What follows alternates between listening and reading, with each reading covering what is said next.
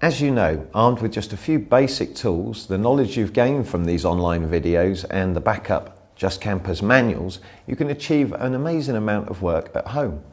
What we're going to do is look at, once you've jacked up the front of your van, just what you can achieve in terms of brakes, the front discs and associated parts. Well, as you've come to expect, Just Kampers stock a vast range of equipment, and when it comes to braking components, obviously they have everything. Here we have the backing plate for the front disc, and that is a genuine item. The front disc itself, the inner and outer wheel bearings, the dust seal that goes on the back of the wheel bearings, a front caliper, caliper mounting kits, and of course the brake disc pads themselves. You'd probably be surprised at just how few tools you need to do these jobs.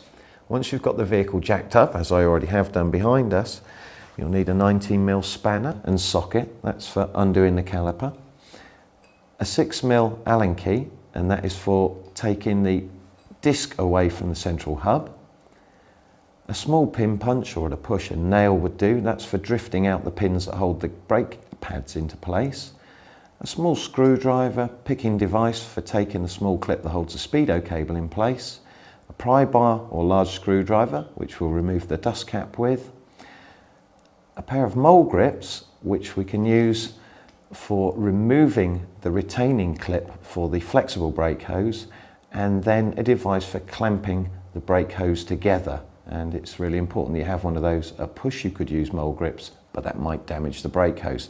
And finally, a hammer. You can't do any job without a slight adjustment tool.